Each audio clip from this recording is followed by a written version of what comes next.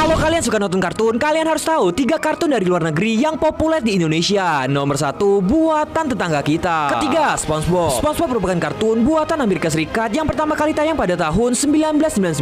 Dengan tingkahnya yang kocak serta joke absurd membuat SpongeBob sangat digemari. Oke, yang suka nonton SpongeBob, like dulu dong. Oke, makasih. Kedua, Doraemon. Doraemon merupakan sebuah kartun buatan negara Jepang yang berawal dari sebuah komik. Pertama, Upin Ipin. Upin Ipin merupakan kartun buatan negara Malaysia yang pertama kali tayang pada tahun 2007. Kalian lebih suka Upin Ipin, Doraemon, atau SpongeBob?